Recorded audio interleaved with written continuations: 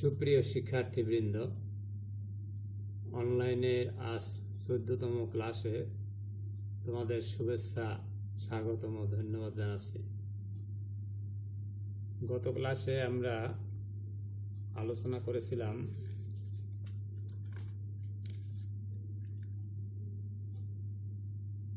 Horticulture and floriculture short description of horticulture, cultivation of bitter gourd, short description of floriculture, cultivation of tuberose.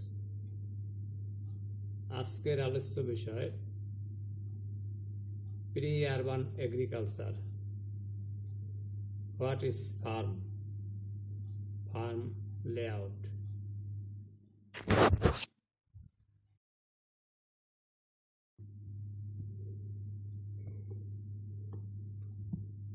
Peri-urban agriculture.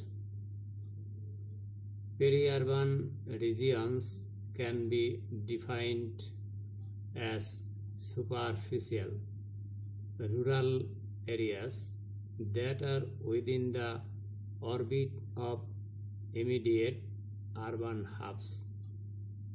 In other words, areas that surround large population centers.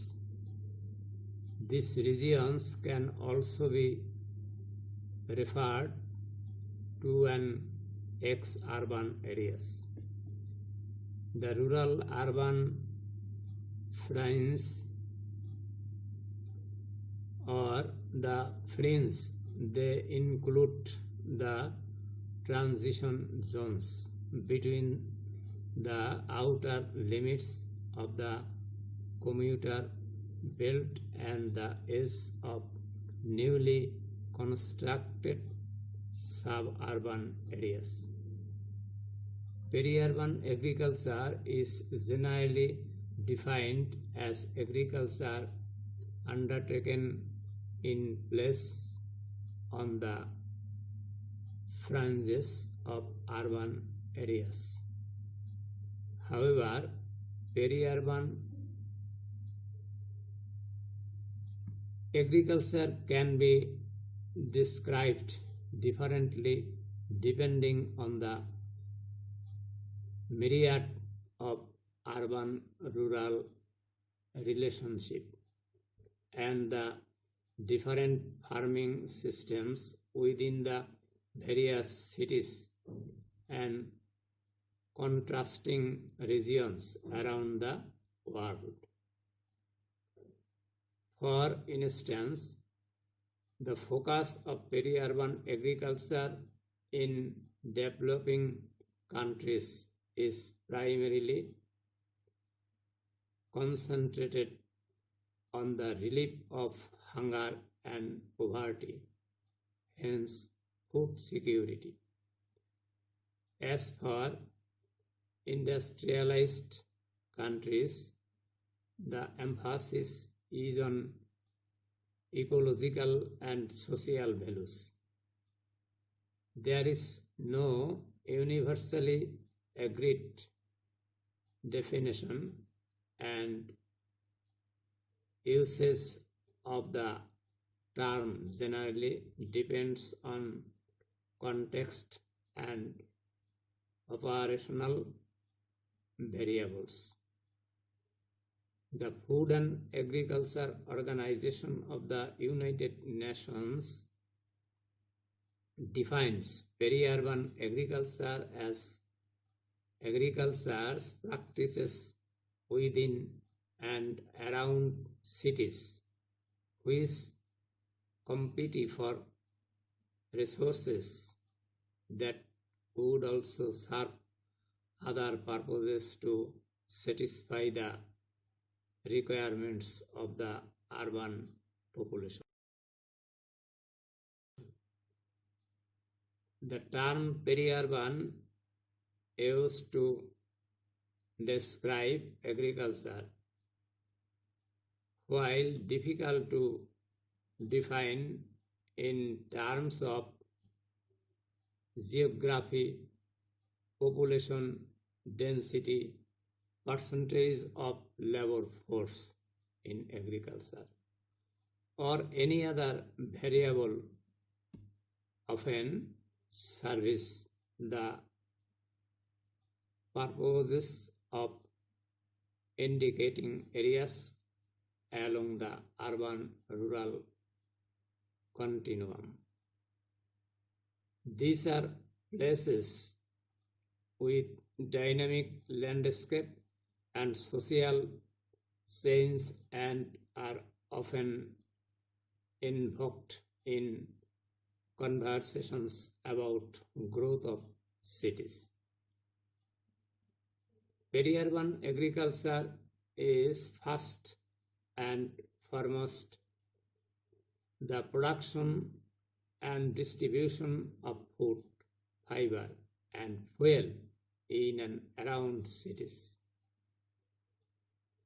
Nevertheless, the leading feature of urban and peri-urban agriculture, which distinguishes it from rural agriculture, is its integration into the urban economic and ecological system.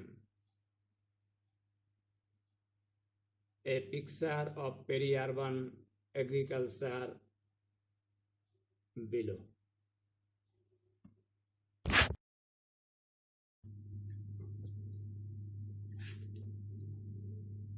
What is farm? খামার কি জিনিস সেটা। খামার হলো একটি কৃষি ব্যবস্থা। কোনো নির্দিষ্ট স্থানে সুনির্দিষ্ট পন্থায় কোনো ফসলের চাষাবাদ করলে তাকে খামার বলে।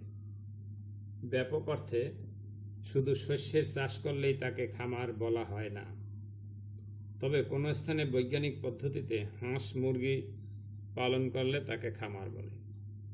আবার কোনো স্থানে আধুনিক কলাকৌশল অবলম্বন করে গবাদি পশু পালন করলেও তাকে খামার বলে। একইভাবে মাছের চাষ করা হলে সেটিও খামার। সুতরাং বলা যায় যে কোনো নির্দিষ্ট স্থানে বিভিন্ন কলাকৌশল, শ্রম ও সুষ্ঠু ব্যবস্থাপনার মাধ্যমে ফসলের চাষ করা হলে তাকে খামার বলে। কাজেই প্রকৃতি অনুযায়ী খামার বিভিন্ন ধরনের হতে পারে, যেমন শস্য খামার, পোলট্রি খামার, মৎস্য খামার, হাঁস মুরগির খামার, গবাদি পশু খামার ইত্যাদি। অন্যভাবে বলা যায় কৃষির অন্যান্য উপকরণ যেমন বীজ, সার, পশু শক্তি ইত্যাদি যার উপর ব্যবহার করে একটি উৎপাদন পাওয়া সম্ভব তাই খামার। এক কথায় প্রাকৃতিক উৎসগুলো যেমন জমি, মৃত্তিকা, বৃষ্টি, রোদ এবং প্রকৃতির উপযুক্ত ব্যবহার দ্বারা মানুষের খাদ্য উপাদান এবং অন্যান্য জরুরি প্রয়োজনীয় পণ্যদ্রব্যের উৎপাদনকে খামার বলে। খামার একটি উৎপাদনমুখী প্রতিষ্ঠান যা প্রাকৃতিক উৎসসমূহ ব্যবহার করে ফসল উৎপাদনে সহায়তা করে। এছাড়া মৎস্য, পশু পাখি ইত্যাদিও উৎপাদন করে।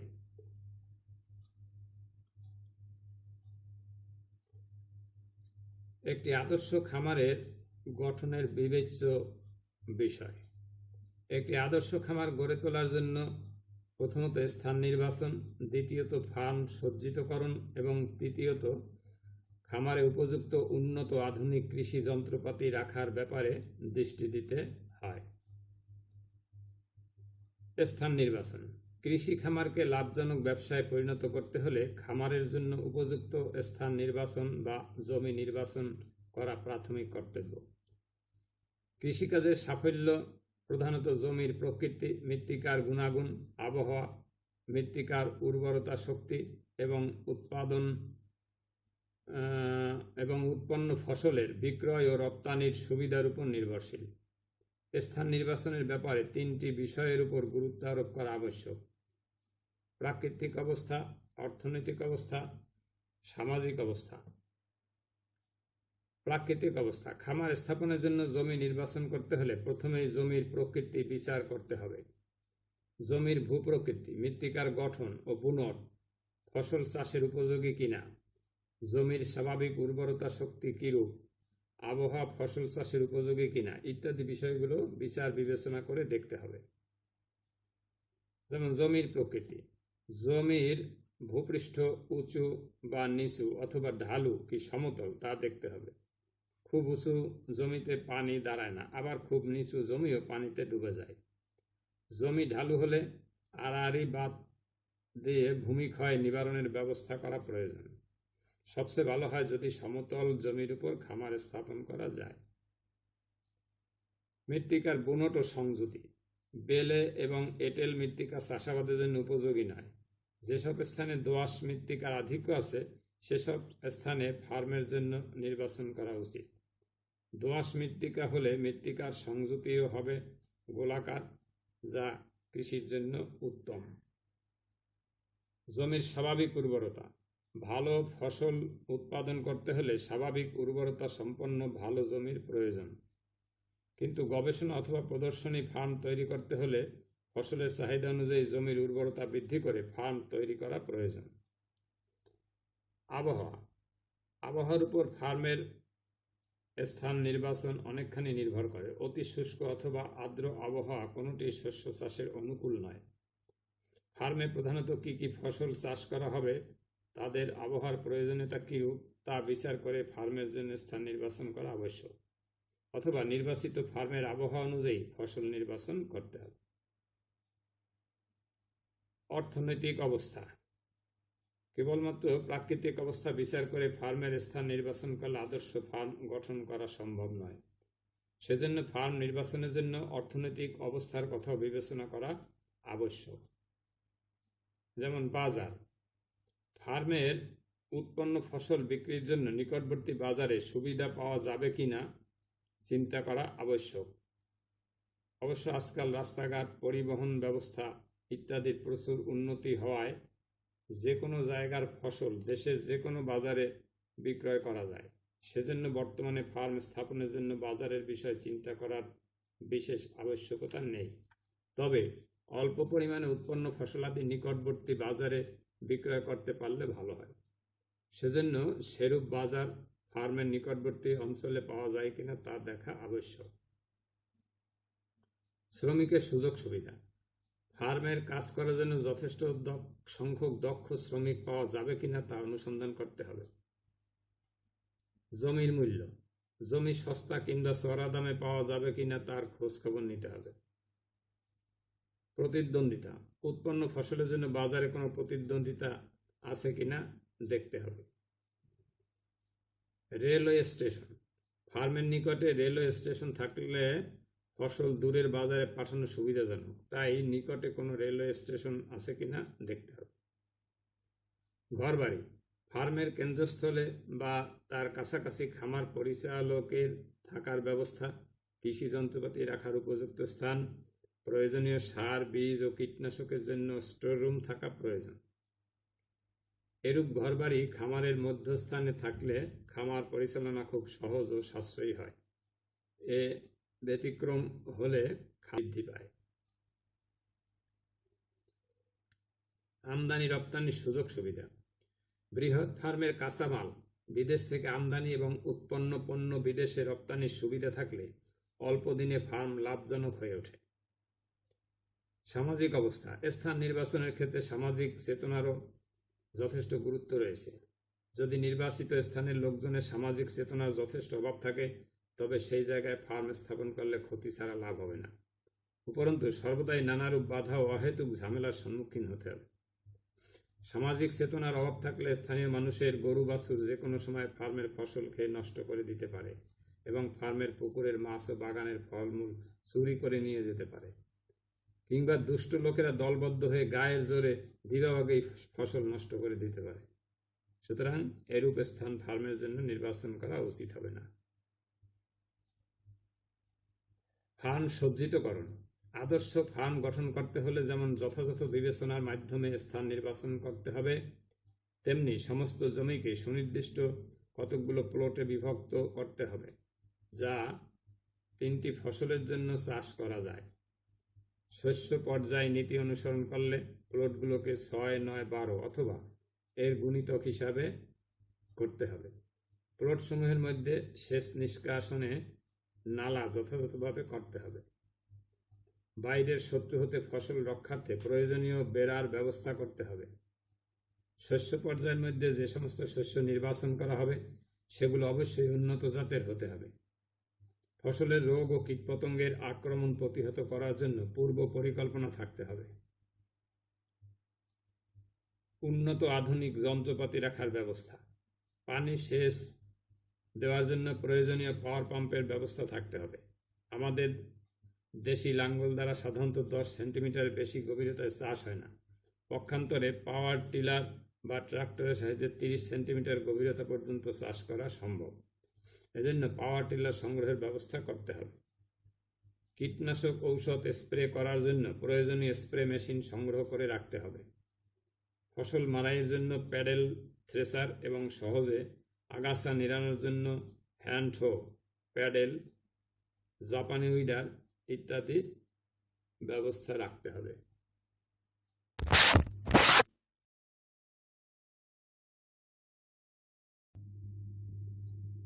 ইতিপূর্বে আমরা বিভিন্ন ধরনের খামারের কথা উল্লেখ করেছি। এখানে তারই 4টি নমুনা তোমাদেরকে দেওয়া হয়েছে। যেমন ক্রপ ফার্ম, শস্য খামার, বিভিন্ন ধরনের শস্য যে আমরা উৎপাদন করে থাকি তারই একটা নমুনা। 2 নম্বর আছে পোলট্রি ফার্ম। তোমরা দেখছো যে ইদানিং যে পোলট্রি ছাড়া আমাদের আমিষের চাহিদা বেশিরভাগই এই পোলট্রি মাধ্যমে পূরণ হচ্ছে, কারণ দেশি প্রজাতির মোরগ, মুরগি, হাঁস এগুলো এখন অনেক কমে গেছে। তারপরে দেখো ডেইরি ফার্ম, যেটা এখানে গরুর একটা ফার্ম শো করা হয়েছে।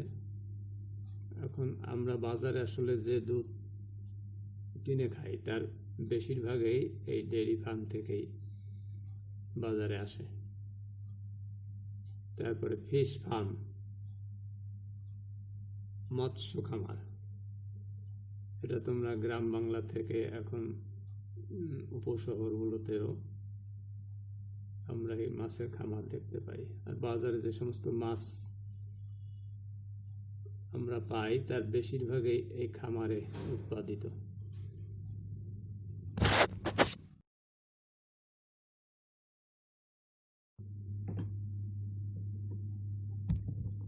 ফার্ম লেআউট, খামারের নকশা। কম খরচে অধিক মুনাফা অর্জন ও সুষ্ঠুভাবে খামার ব্যবস্থাপনার জন্য খামারের জমি, রাস্তাঘাট, ঘরবাড়ি, আইল ঘেরা প্লট, পানি সেচ ও পানি নিষ্কাশনের নালা, জমির চারদিকে বেড়া ইত্যাদি প্রস্তুত করে খামারকে সুসজ্জিত করা আবশ্যক। এর ফলে বিজ্ঞানভিত্তিক কৃষিকার্য পরিচালনা করা সহজসাধ্য হয়, যা খামারের আয় বৃদ্ধিতে সহায়ক। খামারের জমিগুলোকে সুপরিকল্পিতভাবে বিন্যস্ত করে কার্যকরভাবে উৎপাদনে ব্যবহার করাকে খামারের নকশা বলে, অর্থাৎ ফার্ম লেআউট। আদর্শ ও লাভজনক খামার গড়ে তুলতে হলে আগে তাকে সুন্দর করে সর্বনিম্ন খরচে ভালোভাবে রূপদান করা একান্ত প্রয়োজন, যাতে এটি একটি আকর্ষণীয় ও মনোরম খামারে পরিণত হয়। নিম্নলিখিত নীতি অনুসরণ করে খামারের নকশা প্রণয়ন করা হয়। যেমন, খামারের জন্য প্রথমে একটি ফার্ম ম্যাপ প্রস্তুত করতে হবে, যাতে খামারের জমিগুলোর আকার, আয়তন, খামারের ঘরবাড়ি, নলকূপ, সেচ ও নিষ্কাশন নালা কোথায় স্থাপিত হবে তা উল্লেখ থাকে। খামারের জমিগুলো সমান ও সমতল হওয়া উচিত। জমির চারপাশে সরু আইল দিয়ে জমিতে সীমাবদ্ধ করতে হবে। শস্য পর্যায়ের মেয়াদ অনুযায়ী খামারের জমিগুলোকে বা প্লটগুলোকে সম অথবা গুণিতক সংখ্যক জমিখণ্ডে বিভক্ত করতে হবে। খামারের প্রত্যেকটি জমিতে যাতায়াতের জন্য রাস্তা থাকতে হবে। একটি প্রধান রাস্তা ও তার সাথে শাখা রাস্তা থাকতে হবে। খামারের প্রতিটি প্লটে যাতে সেচের পানি যেতে পারে তার সুব্যবস্থা থাকতে হবে। খামার হতে অতিরিক্ত পানি বের করে দেওয়ার জন্য নিষ্কাশন নালার ব্যবস্থা করতে হবে। খামারের মধ্যে অফিস ঘর, যন্ত্রপাতির ঘর, কর্মশালা, গোশালা, শ্রমিকদের ঘর প্রভৃতি ব্যবস্থা করতে হবে। খামারের বাইরের গবাদি পশু ও দুষ্ট লোকের হাত থেকে খামারের ফসল ও অন্যান্য জিনিসপত্রের রক্ষণাবেক্ষণের জন্য খামারের চারদিকে বেড়া নির্মাণের প্রয়োজন হয়।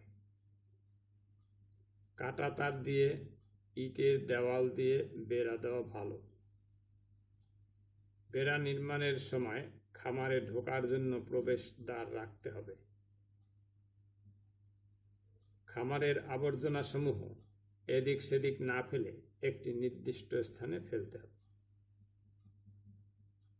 এছাড়াও খামার নকশায় খামারে খাবার, পানীয় জল, পানির জন্য নলকূপ, খড়ের গাদা রাখার জন্য স্থান, গাড়ি রাখার স্থান, অফিসের সামনে কিছুটা জায়গায় ফুলের বাগান, উদ্যানতাত্ত্বিক খামার হলে বীজতলা তৈরির জন্য স্থান, টব ভর্তির স্থান, ছায়া ঘর প্রভৃতি স্থাপন করতে হবে।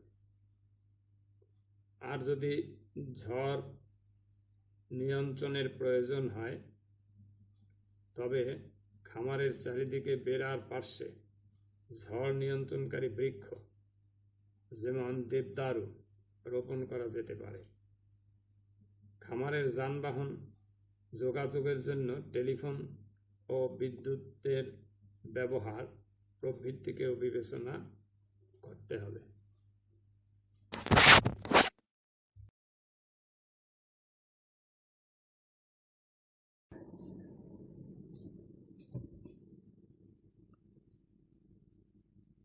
পরিশেষে আমরা লাভজনক খামার করব এবং স্বাবলম্বী হব এই প্রত্যাশায় আজকে বিদায় নিচ্ছি।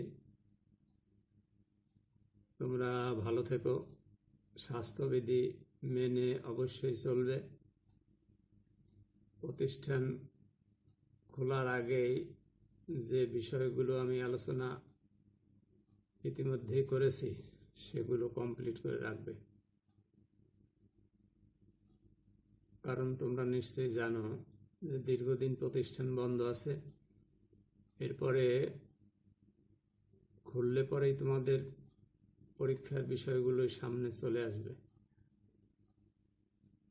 আমরা এবং তোমরা সহ চেষ্টা করে যাচ্ছি যাতে প্রতিষ্ঠান খোলার পরে পরীক্ষা নিলেও আমরা কাঙ্ক্ষিত ফলাফল পেতে পারি। আমার জন্য দোয়া রেখো। তোমরাও ভালো থেকো। সৃষ্টিকর্তা তোমাদের মঙ্গল করুন।